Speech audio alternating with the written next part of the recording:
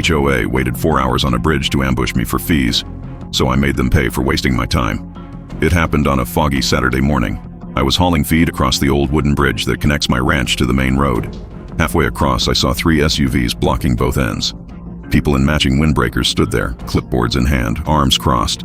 It looked like a police checkpoint, but worse. It was the HOA.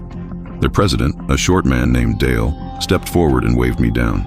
He said, "We've been waiting for you. You owe us $3,200 in community fees." I blinked. "Community fees? I don't even live in your community." He smirked.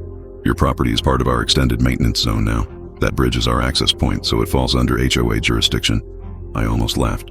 That bridge was built by my grandfather in the 70s. We've maintained it ourselves for decades. They had no right, no ownership, nothing. Yet here they were, blocking my way, demanding payment like toll collectors. I asked if they had any legal claim. Dale pulled out a folder full of printed HOA policy maps.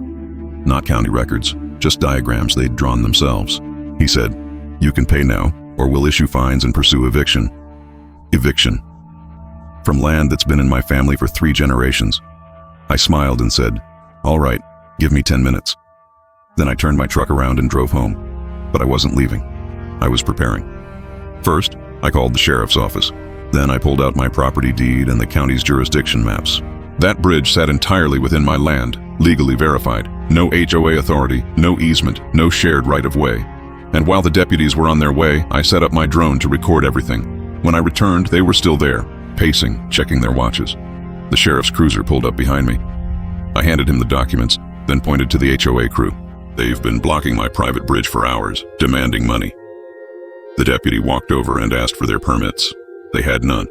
Within minutes, the HOA group started backpedaling. Dale claimed it was a misunderstanding. The deputy wasn't amused. He cited them for trespassing and obstruction of a private roadway. But I wasn't done. I sent the footage, the entire ambush, to the local news.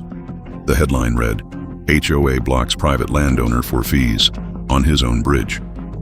By the next morning, the story exploded online. People mocked them non-stop. Even their members started questioning the board's sanity. A week later, I received a letter of formal apology. They offered to pay for the bridge inspection and repainting as goodwill. I accepted, but I made sure they added a metal plaque on the bridge rail that reads, "Private property, HOA not welcome." Now every time I cross that bridge, I slow down just enough to look at that plaque and grin. Because they waited 4 hours to trap me and ended up paying for my bridge instead. If you enjoy seeing arrogance collapse under its own paperwork, hit that subscribe. More HOA karma is always on the way.